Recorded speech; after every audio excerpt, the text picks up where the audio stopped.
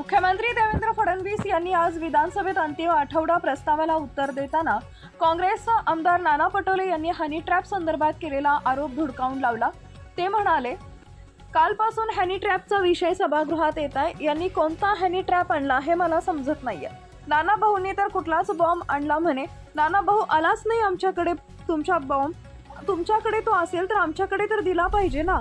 ना honey trap आहे ना ट्रॅप आहे। नाना भाऊ एखादी घटना घडली असेल तर ती मांडली पाहिजे, पण माहोल असा क्रिएट होतो की आजी माजी मंत्री आता सगळे एकमेकांकडे पाहत आहेत। इकडे आजी आहे, तिकडे माजी आहेत। हे आजी आहेत की माजी आहेत? कोण फसले या हनी ट्रॅप मध्ये? कुठल्याही आजी मंत्र्यांच्या हनी ट्रॅपची तक्रारही नाही, पुरावे नाहीत, अशी घटनाही समोर आलेली नाही। हनी ट्रॅपच नाहीये। पण अशी तक्रार नाशिकच्या संदर्भात आली होती। एका महिलेने तक्रार केली, त्यानंतर त्यांनी ती तक्रार मागेही घेतली। एका उपजिल्हाधिकाऱ्याच्या संदर्भात अशा प्रकारची तक्रार होती। मला त्याचं राजकारण करायचं नाही, पण आपण सातत्याने व्यक्तीचा, हॉटेल मालकाचा उल्लेख करत आहात। ती व्यक्ती काँग्रेसचा अध्यक्ष आहे, त्याने निवडणूक ही लढली आहे। हा पहा पंजा, असं फडणवीस सभागृहात एक पोस्टर दाखवत म्हणाले। आता खरं म्हणजे एक गोष्ट कालपासून या सभागृहात होते आहे, ती म्हणजे हनी ट्रॅप। कोणचा हनी ट्रॅप यांनी आणला मला समजतच नाही। आणि नाना भाऊने तर कुठला बॉम्बच आणला म्हणे। नाना भाऊ आलाच नाही आमच्यापर्यंत बॉम्ब। बरं आमच्याकडे, बरं तुमच्याकडे असला बॉम्ब तर आमच्याकडे दिला तर पाहिजे ना। ना हनी आहे ना ट्रॅप आहे। नाना भाऊ असं आहे, कुठली घटना घडली असेल तर ती मांडली पाहिजे, पण माहोल असा क्रिएट होतोय आजी माजी मंत्री आता सगळे एकमेकाकडे पाहून राहिले। इकडे आजी मंत्री आहे, इकडे माजी मंत्री आहे। हे आजी मंत्री आहे का माजी मंत्री आहे? कोण फसलाय हनी ट्रॅप मध्ये? कुठल्याही आजी माजी मंत्र्याच्या हनी ट्रॅपचं या ठिकाणी तक्रारही नाही, पुरावेही नाही, अशी घटनाही समोर आलेली नाही। आणि हनी ट्रॅपच्या संदर्भात हनी ट्रॅप नाहीच, पण अशा संदर्भातली एक तक्रार या ठिकाणी आली होती।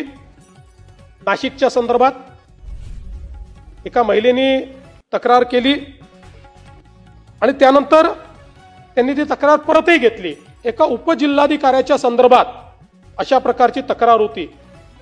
आणि आपण म्हणजे आता मला काही राजकीय पॉलिटिसाइज करायचं नाही, पण आपण सातत्याने व्यक्तीचा, हॉटेल मालकाचा उल्लेख करताय। ती व्यक्ती काँग्रेसचा अध्यक्ष आहे, काँग्रेस पार्टीचा अध्यक्ष आहे। नाही पहिले त्याच्यावर इलेक्शन लढले आहे, इलेक्शनला आहे बा। नाही हे पंजाब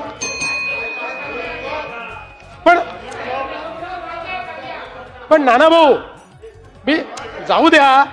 मी तुम्हाला एवढंच सांगू इच्छितो की अशा प्रकारे सभागृहाचा वेळ घालवणे, सभागृह सोडून जाणे, सभागृहाचा सभात्याग करणे, नीट पुरावे आणायचे, जोरदार मांडायचे। सत्तारूढ पक्षाला बोलती बंद करून टाकायची सत्तारूढ पक्षाची। पण जे नाहीच म्हणजे काय म्हणतात ते, काय साप म्हणून काय धोपटणं असं काहीतरी म्हणतात ना।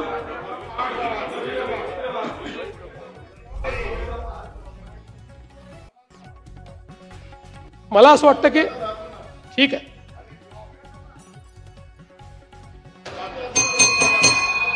हो दे, रिप्लाय हो दे, बसून बोलू नका। उभं राहायची परवानगी दिली नाहीये, बसा। आणि वडेट्टीवार साहेब, मी आपल्याला सांगतो, महाराष्ट्र याआधी सुसंस्कृतच होता, तो आजही आहे। त्यामुळे चिंता करण्याची आवश्यकता नाही आहे।